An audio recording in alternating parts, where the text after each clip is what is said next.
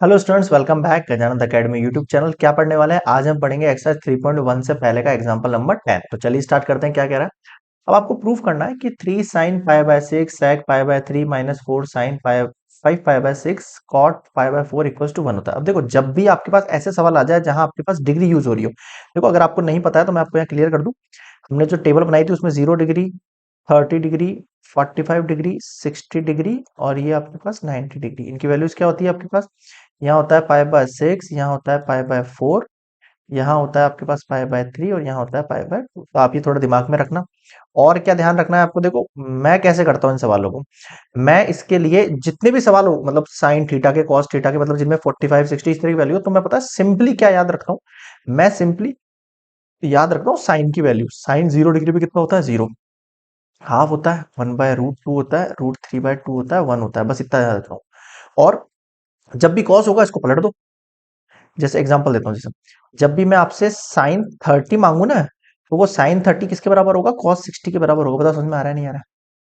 देखो जब मैं इसको उल्टा करके लिखूंगा तो यहाँ वाला लिखूंगा, यहाँ √3/2 लिखूंगा। क्या लिखूंगा? √3/2 लिखूंगा। तो देखो √3 कॉस में, ये देखो जब मैं कॉस में लिखूंगा ना, एक मिनट अच्छे समझाऊं क्या?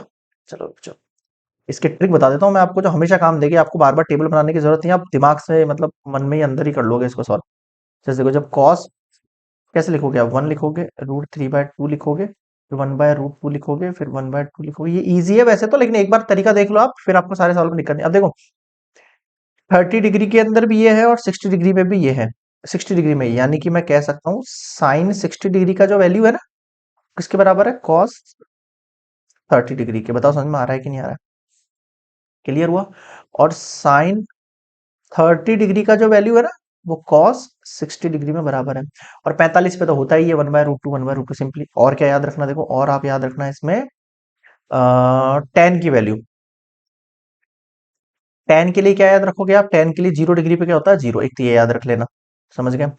इस पे याद रख लेना 1/√3, यानी टेन 30 कितना होता है? 1/√3। टेन 30 कितना? 1/√3। 45 पे जो है 1 होता है, और इस पे कितना होता है? √3 होता है। ये याद रखना ना, बस हो गया आपका काम। और इस पे इन्फिनिटी होता है बस। बाकी सब इसके इनवर्स। साइन का इनवर्स पता है? कॉसेक। कॉस का पता है? सेक। टेन का पता है? कॉट। बस इनको इन्वर्स करते रहो, इनके आंसर निकल जाएंगे ऐसे, बिना टेबल बनाए। ठीक है, चलो स्टार्ट करते हैं। जैसे यहाँ 3 sine pi by 6 sec pi by 3 minus 4। अब देखो उसको सॉल्व करना है हमें। कैसे सॉल्व करना है? देखो मैं सर एलएचएस सॉल्व कर रहा हूँ। 5 पाई बाय 6 है, इसके लिए हमने तरीके निकाले थे। इसमें से क्या ऐसी वैल्यू लिखूं जिसमें ये आ जाए? तो मैं इसकी जगह ये लिख सकता हूँ क्या? अब देखो एलसीएम लेके देखो, 6 पाई में से पाई गया तो 5 पाई बचेगा नहीं बचेगा? ये आपको तरीके से बनाना है बार बार। मैं यहाँ 2 पाई रखता, अगर मैं यहाँ 2 पाई रखता तो 6 2 जा 12 हो जाता। अगर यहाँ 11 होता ना, क्या कह रहा हूँ मैं, अगर यहाँ 5 की जगह 11 होता तो यहाँ 2 पाई रख देता, तब भी मेरा काम हो जाता। समझ गए? और ये लास्ट में बच गया कॉट पाई बाय, एक मिनट एक मिनट एक मिनट। चलो अब देखो, अब कितना आसान है। आ जाओ इधर। 3 sin π/6 sec π/3 -4 साइन। अब आ जाओ देखो, साइन पाई वही वाली चीज है कि साइन 180 माइनस थीटा। याद करो याद करो याद करो, साइन पाई माइनस थीटा कितना होता है? अब देखो कैसे निकालेंगे अपन इसको चुटकियों में। 180 है, कौन सी है? नॉन चेंजर है।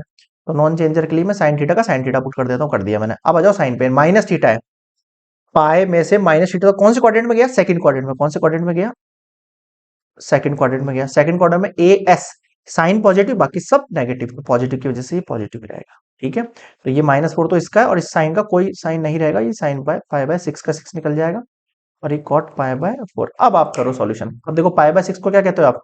π/3 कहते हो, सॉरी, π/6 को क्या कहते हो आप? 30 डिग्री कहते हो। तो मैं इसको या तो ऐसा लिख दूं, आपको समझने में आसानी रहे, साइन 30 डिग्री। π/3 को क्या कहते हो? 60 डिग्री कहते हो, -4। π/6 को क्या कहते हो? 30 डिग्री कहते हो। और π/4 को क्या कहते हो? कॉट 45 कहते हो, 45। बस हो गया काम। देखो साइन 30 की वैल्यू कितना होता है? हाफ होता है। मल्टीप्लाई में है कि सेक? हाँ मल्टीप्लाई में। देखो सेक 30। अब देखो जब भी ऐसा सवाल आ जाए तो सेक किसका रेसिप्रोकल है? कॉस का। फटाफट ऊपर चलो, कॉस 60 फाइंड कर। जब भी आपको कॉस 60 फाइंड करने को कहे ना, तो आप साइन 30 निकाल दो। साइन 30 कितना है? हाफ। अब हाफ का उल्टा कर दो 2। ये देखो कैसे निकाला मैंने। पहले sec किसका रेसिप्रोकल है? cos का, यानी कि आपको cos 60 निकालना है। लास्ट में आके रेसिप्रोकल कर लेंगे उसका, अभी आप फिलहाल में cos 60 निकाल देते हैं। cos 60 निकालना है तो आप sin 30 पे जाओ। sin 30 कितना होता है? हाफ। ये आपको पता है। अब हाफ का कर दो रेसिप्रोकल उल्टा, यानी कि ये लो आ गया।